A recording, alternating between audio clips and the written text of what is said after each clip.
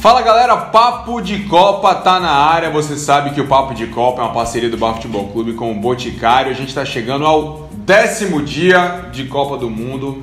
Não sei se eu fico feliz. Infelizmente. Porque, tipo assim, estamos chegando naquela parte do mata-mata, Lucas, ou porque tá chegando aí na metade mais pro fim, né? Mas 2, 3 dias a gente já fala que a gente tá na metade da Copa do Mundo, né? Começando a dar uma Já tristeza, começando a dar aquela aflição, saudade, ainda tem tanta coisa pra acontecer. coisa, graças a Deus. E por falar em tanta coisa, hoje a gente tivemos mais 3 jogos, nenhuma partida 0-0. Copa do Mundo segue aí quebrando recordes pela primeira vez na história. Depois de 23 partidas não tivemos nenhum jogo 0-0. E nessa Copa do Mundo não tivemos jogo 0-0. E tomara que seja assim, né? O que é bom, né? A gente não tá tendo grandes goleadas, como a gente viu, por exemplo, na Copa passada, principalmente aqui na Arena Fonte Nova, mas segue a sina aí de não ter 0-0, muitos pênaltis. Só quem goleou até aqui foi Rússia 2 vezes e a Bélgica. Que a gente vai começar falando agora. Exatamente. Lá no Spartak Stadium, o estádio menor de Moscou, né? O estádio de Moscou tem 2 estádios nessa Copa do Mundo, o Luzinski e o Spartak. Para 44.190 pessoas, Bélgica atropelando a Tunísia. Bélgica 5, Tunísia 2. A Bélgica abriu o placar com Hazard de pênalti. Depois Lukaku fez 2-0. Bron diminuiu para a Tunísia. E você achou que não foi pênalti o primeiro lance da primeira gol da Bélgica? Eu estava conversando com o Pedro aqui antes de a gente começar a gravar. E foi ali no limite, né? Na risca da área. Ao meu ver, tinha sido fora da área, né? O VAR deu que foi dentro. Você não tá argumentando que não foi falta? Não, foi falta. Agora, sim, a dúvida é se tinha sido dentro ou fora da área. Foi ali na linha, o limite, pé já estava né? dentro. Eu acho que o árbitro acertou. Hazard cobrou mais um pênalti nessa Copa do Mundo. Depois ainda tivemos mais um gol da Bélgica. A Bélgica foi para o intervalo vencendo por 3-1. E fica aquela grande pergunta. A seleção belga tá jogando isso tudo mesmo? Essa ótima geração belga tá jogando isso tudo mesmo? Ou Vem pegando adversários fracos? Vem pegando adversários fracos. Na verdade, a gente olha assim, falando a Bélgica e Tunísia, 5-2, natural, Tunísia fraca. Mas se você for observar o começo da Copa do Mundo, a Tunísia fez uma boa partida contra a Inglaterra. 2-1, jogo Exatamente, jogo duro, que a Inglaterra fez um gol no finalzinho. E eu acho que com isso a gente consegue valorizar um pouco mais a partida da Bélgica, né, que chega com essa pompa a grande geração belga. Se a gente fala que a Islândia é a queridinha da Copa, eu acho que a gente já pode dizer que a Bélgica é a sensação da Copa do Mundo, né? É a seleção que você não colocaria ela talvez no primeiro patamar de favoritismo, mas no segundo patamar ela é favorita sim. E agora, depois dessas duas exibições muito boas nos 2 primeiros jogos, você pode colocar a Bélgica como uma das favoritas para chegar pelo menos às quartas de final, semifinal. E para quem diz assim, pegou o Panamá, pegou Tunísia. Meu amigo, a França pegou a Austrália e não jogou bem. O Brasil pegou a Costa Rica e não jogou bem. E o que a gente pode analisar é o seguinte, esses outros adversários se fecharam muito mais do que Tunísia e Panamá. Sendo que a Bélgica fez 3-0 no Panamá só no segundo tempo. O que eu acho, Lucas, é o seguinte, é que é um time muito bom, muito veloz, de muito talento, de muita qualidade, com alguns jogadores que não estão nem atingindo tudo aquilo. O De Bruyne, né, não fez uma grande partida, de frente de Lukaku, que já tem 4 gols, é um dos artilheiros da Copa, Hazard da mesma forma. E assim, ela está conseguindo ultrapassar barreiras contra defesas mais fechadas que outros times não estão conseguindo. Salva a Tunísia, que hoje meio que veio pra cima e deu muito espaço. Exatamente. Tá fazendo o que a gente esperava de que grandes seleções fizessem contra as seleções pequenas, né? Que a gente não a gente tá vendo que isso não vem acontecendo. E a Bélgica não, a Bélgica tá cumprindo com aquilo que se esperava, passando por cima, não tomando conhecimento.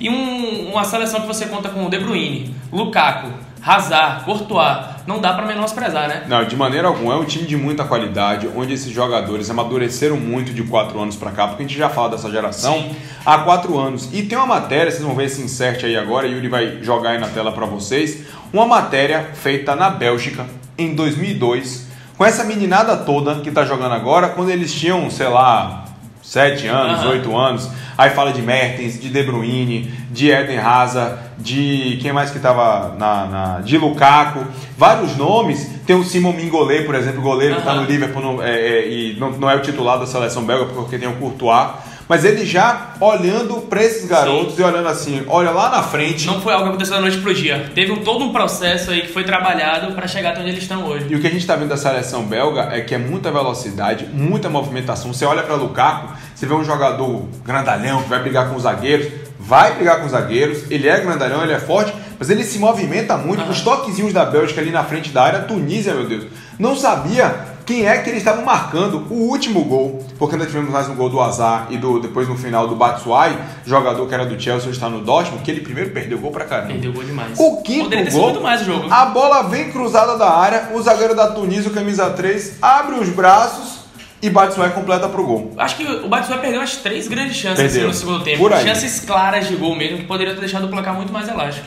Você acha então que a Bélgica é a sensação da Copa? Já está classificada? Da Copa, eu acho que já entrou nesse potinho aí com essas 2 rodadas que já tivemos. Acho que a Bélgica já entra nesse potinho das favoritas ao título, por que não? Eu também acho que dizer que a Bélgica não é favorita a título, acho que é um erro. Pode ser que chegue lá na frente, o pessoal fala assim, camisa, tradição. Mas rapaz, não sei se até onde isso entra em campo não. Porque o futebol da Bélgica está muito bom e está dando gosto de ver a seleção belga dentro de campo, justamente porque está sendo um futebol mais vistoso, mais atraente até aqui do Mundial. Então no grupo G, que é o grupo justamente da Bélgica e da Tunísia, a gente tem a Bélgica em primeiro com 6 pontos, depois Inglaterra com 3, Inglaterra que joga amanhã contra o Panamá, a gente vai falar desse jogo daqui a pouquinho. Em terceiro, o Panamá com 0 e a lanterna do grupo é a Tunísia, que tem 0 pontos e tem menos 4 de saldo. Então, por isso que a Tunísia está atrás de Panamá. O grupo fica interessante na última rodada, porque vai decidir Bélgica e Inglaterra jogam entre si para definir quem vai ser o primeiro colocado do grupo. Sim, na teoria, calma, né? Que tem Inglaterra e Panamá amanhã. Mas é um jogo que está indo assim, de acordo com o prognóstico. Agora a Bélgica tem um probleminha aí que alguns jogadores sentiram hoje, né? O Hazard saiu contundido. Lukaku o Lukaku também saiu contundido e parece que a contusão do Lukaku é um pouco mais séria que a do Hazard. E a gente já vê a diferença de Lukaku para o Batshuayi. Exatamente, né? Então é um problema para a Bélgica. E o técnico já sinalizou que na última rodada ele pretende utilizar um time misto aí para poupar os jogadores. Bom, já está classificada, pode ser que esteja valendo o primeiro lugar do grupo, vai depender do saldo de gol da Inglaterra diante do Panamá, porque nesse momento a Bélgica tem 6 gols de saldo, fez 8 gols em 2 jogos, tomou apenas 2. A Inglaterra, mesmo com Harry Kane, um ataque rápido, um ataque jovem, só fez 2 gols na Tunísia. A Inglaterra precisa fazer muitos gols contra a Panamá amanhã e vencer, é claro, para poder chegar aí contra a Bélgica. E se a Bélgica poupar todo mundo, a Inglaterra ir para dentro e quem sabe até virar a primeira do grupo. Então vai ser um jogo interessante, sem dúvida alguma. Bélgica e Inglaterra para finalizar o grupo G. Então, esse foi a goleada e o jogo mais interessante do ponto de vista de futebol, mas não foi o mais dramático, porque a gente vai falar de Alemanha e de Suécia daqui a pouquinho. Mas tivemos ao meio-dia o segundo jogo deste sábado entre México e Coreia do Sul, e o México venceu por 2-1. Vela abriu o placar de pênalti, né? Depois Chicharito no finalzinho fez 2 e mais no finalzinho ainda um golaço do sul-coreano Son, o craque da companhia, jogador do Tottenham, acabou diminuindo e tirando minha cravada, porque eu tinha colocado 2-0 pro México. Eu também coloquei 2-0 pro México. Obrigado, viu, Son? Valeu. Um jogo que começou daquela forma que a gente esperava, né? O México também mostrou um grande futebol na primeira... Um uniforme muito bonito do México, branco, com as cores da bandeira, um short bordô, né? Bonito o uniforme do México. O México que começou bem a Copa do Mundo, venceu a Alemanha de forma surpreendente, dentro do estilo de jogo deles ali, fechadinho, saindo no contra-ataque. E a gente esperava que ele fosse impor esse futebol contra a Coreia do Sul, porém com um pouco mais de facilidade, obviamente, e conseguiu. O México dominou o jogo amplamente no primeiro tempo, principalmente. Até os 20 minutos o México tinha muita posse de bola, mas não conseguia converter isso em chances claras de gol. A Coreia do Sul é um time muito disciplinado taticamente. Exatamente. Falta qualidade mesmo. Falta qualidade. Eu até tirei uma foto que eu tirei da minha televisão para mostrar, para Yuri botar aqui no vídeo para ilustrar. O México chegou a ter 70% de posse de bola no primeiro tempo, que é algo surreal se a gente pensar no futebol moderno. 70% a 30%. Mas não conseguia converter as chances em gol, né? E o que mostrou desse jogo do México é a versatilidade desse time do professor Osório. Porque é um time que consegue jogar bem no contra-ataque, como foi diante da Alemanha, e um time que também consegue jogar bem, mesmo hoje perdendo algumas chances, tendo alguma dificuldade para criar, mas sem se abalar na hora que tem que propor o jogo. É porque a Coreia do Sul é um time, como a gente sabe dos asiáticos, que em termos de arrumação tática, meu amigo, eles vão estar sempre bem arrumados. Falta qualidade, falta um pouco mais de malícia, pode não ser um time tão ingênuo, umas falhas, por exemplo, o goleiro da Coreia do Sul, não que ele tenha falhado em nenhum dos gols, mas assim, ele joga no time que é a lanterna do campeonato sul-coreano. Isso, não passa muita confiança. O jogo foi lá em Rostov-on-Don, o mesmo jogo onde o Brasil empatou com a Suíça em 1-1, para 43.472 pessoas. Você colocaria o México, não vou dizer surpresa, mas como um daqueles times que estão de fato surpreendendo, porque venceu a Alemanha, venceu a Coreia do Sul, já tem 6 pontos. Vem fazendo uma boa competição, né? Talvez a gente não esperasse tanto do México, principalmente pela vitória contra a Alemanha. Eu acho que o triunfo do México contra a Alemanha é o que realmente despertou isso na gente, e reflexo do bom trabalho do Osório à frente da seleção mexicana. Ele que teve passagem aqui pelo Brasil, São Paulo, né? Treinou o São Paulo. E muita gente fala que o trabalho dele foi meio que boicotado, poderia ter ido um pouco mais à frente. E vem fazendo um bom trabalho no México, eu acho que é surpreendente. E ressuscitando alguns jogadores, por exemplo, o Chicharito jogou no Manchester United, no Real Madrid. Na seleção, ele até tem aquela fama de artilheiro, é um dos maiores goleadores da história do México, mas assim, não é aquele jogador. Vela ficou 3 anos afastado da seleção porque ele não queria jogar pela seleção. E mesmo assim o Osório conseguiu trazer ele de volta, tá jogando bem. Tem um Lozano também, que é muito bom jogador. Uma zaga um pouco mais experiente, mas é um time que, querendo ou não, pode surpreender. Porque o México surpreendeu todo mundo vencendo a Alemanha. Quando chega aí no mata-mata, porque o México já está classificado, ou melhor, já está classificado? Não. O grupo F está muito embolado. Até a Coreia do Sul, que não tem ponto nenhum, pode se classificar daqui a pouquinho. Depois que a gente falar de Alemanha e Suécia, como eles completaram o grupo F hoje, a gente vai falar desse panorama do grupo F após 2 jogos. Mas o México, digamos assim, só depende dele. É o time que está mais confortável dentro do grupo com 6 pontos e 2 gols de saldo. Mas o México pode, pegando a seleção mais forte e sabendo que ela vai propor o jogo, jogar com o jogo contra a Alemanha. Sim. E aí, meu amigo, vai ser velocidade, aquele jogo vertical, para continuar surpreendendo. Exatamente.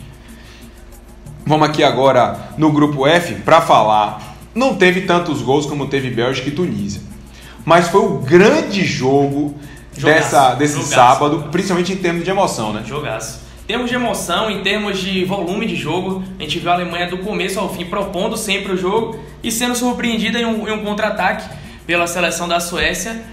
E a gente ainda vai contar a história do jogo, mas ainda com o jogador ao menos, a gente viu que a Alemanha não mudou em momento algum a forma de jogar, não foi pro desespero. Se fosse aqui no Brasil com os zagueiros expulsos, tinha gente que ia chuveirar na área, então tirar um atacante, botar um zagueiro, vamos fechar aqui. A Alemanha manteve a proposta de jogo, eu diria que ainda foi mais ainda pra cima com o jogador a mais. E aí, merecidamente, veio aquele golaço. Golzinho não? Golaço de Kroos. Toni Kroos no finalzinho do jogo. Olha, a Alemanha começou o jogo, quando apareceu com 10 minutos, subiu aquela estatística. 122 passes a 6. Foi um negócio absurdo. Em 10 minutos a Suécia tinha conseguido trocar apenas 6 passes, gente. Surreal. E olha que essas estatísticas contam aquele passe do zagueiro pro lateral, do lateral pro zagueiro, tudo isso conta, é passe. Botou na roda, né? Botou na roda. Não, os 15 primeiros minutos só do deu primeiro Alemanha. tempo e do segundo tempo também só deu a Alemanha. Foi surreal o que a Suécia se defendeu para o volume de jogo criado pela Alemanha. O goleiro Olsen, né, da Suécia, a bola passava perto, teve um lance que a bola bateu no Miller, bateu no zagueiro, o goleiro tava caindo, a bola meio que saiu e entrando no gol, passou perto. Pegou muito ele também. Pegou pra caramba. A Suécia fez um jogo que a gente imaginava que seria dessa forma, se defendendo pra caramba, buscando contra-atacar. O problema é que a Suécia é um time forte, com jogadores altos e que não tem tanta velocidade para contra-atacar, né? Exatamente. Teve um ponto-chave também no jogo, ainda no primeiro tempo, que a Alemanha teve um jogador que saiu contundido. Foi o Rudy, o volante Rudy. Exatamente. Teve um problema no nariz, sangrando demais. Ele cai, ele dá um carrinho, o jogador da Suécia passa, o Toivonen, que acabou fazendo o primeiro gol, e a chuteira pega ele, quebra nariz, parte do lábio, sangra pra caramba. E aí foi uma decisão do técnico Joachim Löw em esperar pelo atendimento médico, que levou cerca de 6 a 10 minutos, e a Alemanha ficou com um jogador a menos durante ele chegou a colocar 2 algodões nas narinas aqui pra poder voltar, né? E aí a Alemanha ficou com o jogador menos durante 10 minutos. Joachim Löw poderia ter substituído o atleta, preferiu aguardar o atendimento médico, ele voltar. Pra até não perder uma substituição. Exatamente, e foi nesse tempo que a Suécia aproveitou para dar uma respirada, conseguiu aliviar um pouco mais a pressão, adiantou as linhas e conseguiu o gol ainda no primeiro tempo. Que por sinal a Suécia tinha chegado umas 2 vezes com perigo e depois, numa bela jogada que vem pela direita, cruzamento da direita, o Toivonen ele mata no peito. O zagueiro tá acompanhando ele, Neuer sai pra abafar e ele de dedão, porque ele não bate na bola, ele dá uma bicudinha assim pra cima e a bola morre no fundo do gol de cobertura, um golaço da Suécia. Tem que ser assim pra furar a defesa de Neuer, né? Não, bicho, Neuer pega demais. Teve um lance de contra-ataque, que o atacante, o camisa 9, o Berg da Suécia, veio correndo. Em vez de ele finalizar, dá um toquinho antes ou chapar no canto, ele espera, Neuer cresce pra cima dele, abafa. É um goleiraço, não à toa, tá um tempão sem jogar. Exatamente. Já voltou como titular, como capitão e tá pegando pra caramba. Do mundo, né? Teve uma cabeçada também do jogador da Suécia, numa falta cobrada na área, que ele vai no canto com a mão direita, faz uma defesaça. É um baita de um goleiro e não à toa a Alemanha esperou até onde deu para ele ir para a Copa, para poder colocar ele no gol. Só que aí, meu caro Lucas Salles, veio o segundo tempo, né? Exatamente. E como a gente falou, esses 15 minutos iniciais do segundo tempo foram decisivos. A Alemanha começou avassaladora para cima da Suécia e logo aos 2 minutos, se eu não me engano... 3 minutos. Pelo número oficial da FIFA, 3 minutos. 3 minutos consegue o gol de empate com o Marco Reus. E a partir desse momento foi aquele ataque contra a defesa, né? E é legal de fazer um parênteses sobre Marco Reus, que Marcos Reus jogava muita bola no Dortmund. As lesões, infelizmente, atrapalharam muito a carreira desse jogador. Ele perdeu a Eurocopa, ele vinha para aqui, para o Brasil, na Copa do Mundo de 2014, se machucou também, foi cortado, tanto que os jogadores alemães fizeram homenagem a ele, botaram a camisa dele e tal, com o nome. Mas assim, é um baita de um jogador e que conseguiu hoje, merecidamente, por toda a carreira dele, por tudo que ele passou, fazer o gol de empate da Alemanha, numa jogada que veio pela esquerda. E tem um replay em slow motion, bicho, que o zagueiro da Suécia, ele bate na bola, o atacante da Alemanha, ele bate na bola e a bola sobe o suficiente para que ele venha de joelho e a bola bata no canto no gol, né? Ele, o próprio Mário Gomes, a galera cheira a gol, né, velho? Fede a gol. E aí a Alemanha empatou e foi pra pressão. Exatamente. Foi pra pressão, só que dava muito espaço para a Suécia contra-atacar. E 1-1 era um excelente resultado para a Suécia, porque colocava ela dependendo só de si. De um empate. De um empate somente contra o México, verdade, e jogando toda a pressão para a Alemanha. Boateng foi expulso. Eu imaginei que o juiz fosse pipocar, mas ele não pipocou. Ele quase pipoca, mas demorou para expulsar. Para dar o segundo amarelo para Boateng. Provavelmente teve orientação do VAR, deu o segundo amarelo. Ótimo. Gente, entenda uma coisa, o árbitro tá ali não é para ser protagonista não, ele tá ali para aplicar a regra. Se ele vai ter ajuda do assistente, se ele vai ter ajuda do adicional, se ele vai ter ajuda do raio que o par tá lá em cima, tem que fazer o certo. O árbitro de vídeo não é, eu vou dizer aqui quantas vezes for necessário, não é para colocar os árbitros sobre o microscópio e dizer tá errando. Não, é para auxiliar. Exatamente. Então, quando ele recebe a informação e que a informação chega, olha, foi pênalti, olha, não foi falta, olha, Neymar se jogou dentro da área, independente dele ter que ir lá no fundo do gol ver o lance ou não, chega a informação correta, ele tem que ter a humildade de dizer, opa, é isso, beleza, ok. Exatamente, o árbitro de vídeo entra como um integrante da equipe de arbitragem. A gente tem um juiz central que representa a equipe, entendeu? O trabalho não é exatamente individualizado. Não, de maneira alguma, até porque, meu amigo, o jogo é tão rápido, é tanta coisa acontecendo ao mesmo tempo, e para o juiz tomar uma decisão naquela fração de segundo, não é fácil, mas ele, depois deu a achar que ele ia pipocar, ele deu o segundo cartão amarelo para Boateng, a Alemanha ficou com um zagueiro a menos, e não quis saber ele colocar outro em campo não, foi pra cima. O lateral da Alemanha, ele fez a zaga. O Hector. O Hector fez a zaga e logo depois ele foi substituído. E o técnico Joachim Löw tirou ele, que estava fazendo o papel de Boateng, e botou mais um atacante. Ou seja, mesmo com um jogador a menos, foi pra cima. Meu amigo, é Copa do Mundo. Exatamente. Você tá empatando com a Suécia depois de perder do México. Você é atual campeão do mundo, você não vai pra cima? Vai. E aí, o jogador da Suécia que fez a falta, ele tinha entrado no jogo no segundo tempo, o barbudão lá. O cara tava inteiro no lance. Rapaz, ele tava todo inteiro no lance. Vou pegar o nome dele aqui. Ele tava todo inteiro no lance. E, velho, ele fez uma falta completamente totalmente desnecessária na entrada da área. E aquela falta ali, de 10 cobranças, quantos alguém bate direto pro gol? Agora, eu tenho algumas coisas a pontuar nessa falta aí. Eu acho que a barreira foi mal montada pelo goleiro. Poderia ter mais um homem ali. Sim. E o goleiro também, a falta foi cobrada em 2 lances, ela não foi cobrada direta. No primeiro momento em que o jogador rola para o Toni Kroos, o goleiro já era para ter dado um passo para cortar essa bola. E ele fica esperando o cruzamento ainda. O 21 foi o Durmaz. O Durmaz que acabou entrando, fez a falta. Você achou que a barreira estava mal montada? Eu achei que a barreira foi mal montada. Eu acho que o goleiro não imaginava que Kroos iria fazer. Ele estava muito tenso, ele estava imaginando um cruzamento na área. Isso, mas depois, todo mundo imaginava. Mas depois do primeiro toque ficou realmente na cara que a batida ia ser direta pro gol. E aí ele não dá esse passo à frente, já era tarde demais, não consegue pegar a bola, golaço de Toni Kroos. E o que mais impressionou na Alemanha também é que mesmo jogando com um jogador a menos e tendo que buscar o resultado, não foi naquele bumba meu boi. Não, eles continuaram jogando do jeito que eles jogam. Respeitando a filosofia de jogo. Não era chuveirinho na área, continuaram entrando tabelando. Sem ficar nervoso. Mantiveram a proposta de jogo deles. Tanto que aquela falta ali, se você visse outras seleções na mesma situação, muita gente cruzaria na área. Exato. E é goleiro pra dentro da área. Jogada ensaiada. Assumiu a responsabilidade e bateu direto, golaço de Toni Kroos, que se redimiu, por sinal, do primeiro gol, que foi uma falha dele. Falha dele, ele que errou até passe nesse jogo. Rapaz, dizem que ele só erra um passe a cada 2 anos, né? Ou seja, só em 2020 ele vai errar outro passe. 2-1 Alemanha, colocou fogo no grupo e agora a gente tem todo mundo podendo se classificar. O México tem 6 pontos, a Suécia tem 3, a Alemanha tem 3 e a Coreia do Sul tem 0. Só que a Coreia do Sul pega a Alemanha. Se a Coreia do Sul vencer a Alemanha e der uma sacolada, matematicamente é possível. É possível, né? E o México vencer a Suécia, fica o México com 9 pontos. Sim. Coreia do Sul com 3, Alemanha com 3, Suécia com 3, eles vão decidir no saldo de gol. Embola tudo. É o que a gente tava... Na verdade, o torcedor brasileiro hoje tava ali torcendo também, né? Pra Alemanha não vencer e todo mundo era sueco. E acabar sendo eliminado. Não aconteceu, mas também quem quer ser campeão não tem que escolher adversário. Não, exatamente. Né? E aí, meu amigo, eu sei do seguinte, é que agora tá tudo em aberto. O México pode até ser eliminado se a Suécia vencer o México e a Alemanha vencer a Coreia do Sul, porque aí inverte. Aí fica México com 6, Suécia com 6, Alemanha com 6 e Coreia do Sul com 0. E se resolva aí no saldo de gols de vocês, no fair play, no cartão amarelo. Enfim, então tá tudo muito em aberto. Agora o México é o time mais confortável. Depende apenas de um empate diante da Suécia. Só que o empate não garante a própria Suécia. Então, sim, a Suécia vai ter que ir para cima, vai ter que vencer o México para poder não imaginar o que é que está acontecendo com a Alemanha e Coreia do Sul no jogo que é simultâneo. É que só mostra o equilíbrio dessa Copa do Mundo, né? A gente está vendo vários grupos embolados, chegando à última rodada com o último colocado tendo chance de classificação. É assim no grupo do Brasil, no grupo da Argentina, no grupo da Alemanha. E é o equilíbrio, né, que a gente está vendo nessa Copa. Não tem jogo fácil. Não está tendo jogo fácil e a gente chega ao final do dia 10. E antes da gente falar dos jogos deste domingo, quem fez bonito nessa rodada de sábado?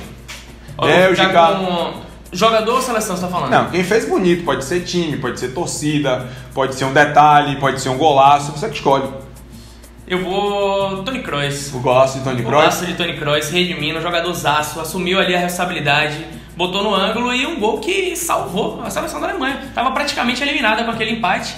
Eu vou votar no Toni Kroos por esse gol aí. Bom, se você votar no conjunto da obra de Toni Kroos, por tudo que representou, não só o golaço em si, eu vou ficar no conjunto da obra.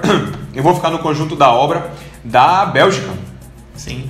5-2 na Tunísia, jogando futebol bonito, atraente, gostoso de se ver. Tá bem legal ver a Bélgica nessa Copa do Mundo, surpreendendo a quem achava que eles iam pipocar de novo. Exatamente. Então, 5-2 na Tunísia foi massa de assistir, começar logo com goleada é sempre bom. Então, fico com a Bélgica. Jogos de amanhã, começando às 9 horas da manhã, a gente tem Inglaterra e Panamá. E aí? Inglaterra e Panamá, eu acho que deve dar Inglaterra. A Inglaterra que não fez um bom jogo de estreia. Teve um jogo ali complicado, só conseguiu o triunfo no finalzinho. Eu acho que agora é um jogo para a Inglaterra tirar esse peso e encaminhar a classificação e deixar para decidir a liderança na última rodada. Eu também acho que a Inglaterra ganha do Panamá até com um pouco mais de tranquilidade do que venceu a Tunísia. O Panamá é muito fraquinho, seleção estreante em Copa. 2-0 Inglaterra.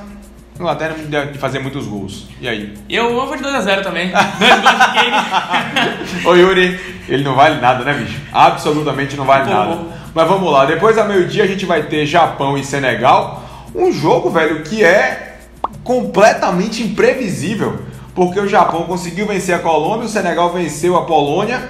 E é jogo para valer a liderança do grupo. Exatamente. Jogo franco, né? Para as duas seleções, mas eu acho que aqui tem um pouquinho mais de tradição em Copa do Mundo, acho que da Japão. Quanto? 1-0.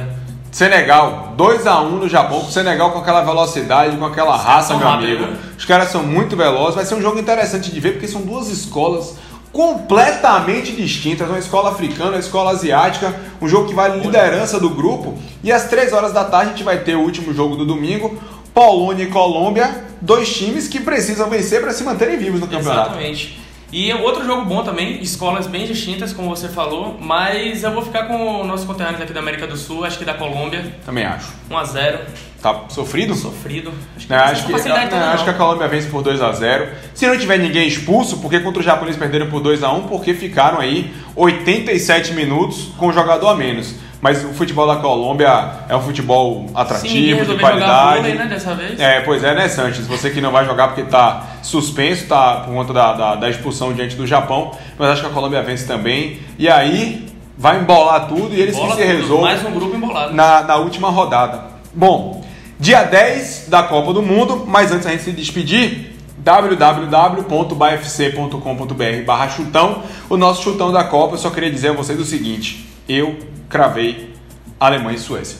É o que você está dizendo, é porque aqui você botou um resultado diferente. Lá onde o placar está lá marcado, eu cravei Alemanha e Suécia. Tava cravando México e Coreia do Sul, os 2-0 até os 93 do segundo tempo, quando o Son inventou de fazer o gol. E ainda acertei, meu amigo, que a Bélgica ia vencer. Então eu tô voando nesse bolão. Eu não tô tão bem não. A Alemanha e Suécia eu tava cravando também no finalzinho, o Toni Kroos tirou minha cravada. Tem finalzinhos que vem pro bem, finalzinhos que vai pro mal. Galera, final do sábado de Copa do Mundo, dia 10. Amanhã, Inglaterra e Panamá, né, neste domingo. Inglaterra, dia 24 de junho, dia 23. Inglaterra e Panamá, Japão e Senegal, Colômbia e Polônia. Só não quero 0-0, só quero jogaço nessa Copa.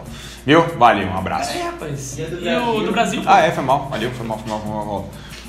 Então depois dos 3 jogos a gente vem sim. E pra falar do Brasil, hoje tivemos uma notícia ruim, né? Douglas Costa machucado, mais uma baixa na seleção brasileira depois de Danilo. Douglas Costa, a bruxa tá solta, né? Já tá fora do jogo contra a Sérvia. Tá fora do jogo contra a Sérvia, que pelo que eu li um pouquinho do pessoal que tá lá cobrindo a seleção, é uma lesão complicada que pode até tirar ele da Copa do Mundo, assim. Douglas Costa, que entrou no jogo de ontem e mudou a partida, né? A gente estava com uma grande esperança do futebol de Douglas Costa. Era aquele homem que entrava para botar fogo ali no jogo, realmente. E com essa baixa aí, vai ser uma dor de cabeça para Tite, né? Vamos esperar que o William volte a encontrar o bom futebol dele. E o William, que também foi mal nos 2 primeiros jogos, mas assim... Ele tá tendo pouco apoio também na lateral direita, com o Danilo, com o Fagner. Neymar e o William não invertem posições, ficam muito estáticos, o Brasil jogando muito aberto, ninguém aparecendo pelos espaços centrais. E o Douglas Costa foi aquele jogador que, assim, por mais que quando o time tá mal, todo mundo olha pro banco e sempre a melhor opção é aquela que não tá jogando. Exatamente. Mas Douglas Costa deu novo gás à seleção brasileira. E essa lesão já é a segunda já do Brasil, né, bicho? Terceira, se você for contar com o Daniel Alves. Daniel Alves, que era certo, né, do time titular. E tem a quarta lesão. A quarta lesão, exatamente, diz que Tite sentiu ontem, né? Sentiu. Tite tem 7 cirurgias no joelho. Ele é meio manco, se olhar, ele é meio manco. 7 cirurgias, pô. Aí caiu ontem e disse que ele teve um probleminha. Foi Cássio, né? O Cássio foi Ederson, né? Que chegou por trás. Amarelo viu o Ederson, o professor. Sinalizou ali que era foi amarelo. Então, o Brasil só joga na quarta-feira diante da Sérvia, mas sem Douglas Costa, um jogo que vale liderança do grupo. O Brasil tem 4 pontos, a Sérvia tem 3, é a terceira colocada. A Suécia tem 4, vai pegar a lanterninha Costa Rica, que não tem ponto nenhum. Então, meu amigo, sem Douglas Costa, tomara que o Brasil tenha a mesma atitude do segundo tempo diante da Costa Rica. Amanhã, neste domingo, melhor dizendo, dia 24, a gente vai finalizar a segunda rodada com... vamos ter Inglaterra e Panamá, Japão e Senegal e Colômbia e Polônia, e todo mundo na Copa do Mundo fica com 2 jogos, e na segunda-feira é que a gente vai ter os jogos, aquelas rodadas simultâneas, já abrindo a terceira rodada. Finalizando o 10º dia de Copa do Mundo, aqui no Papo de Copa do Bar Futebol Clube, lembrando que o Papo de Copa é uma parceria da Boticário com o Bar Futebol Clube. A gente está de volta amanhã com o dia 11. Exatamente. Valeu, galera. Valeu, galera. Abraço.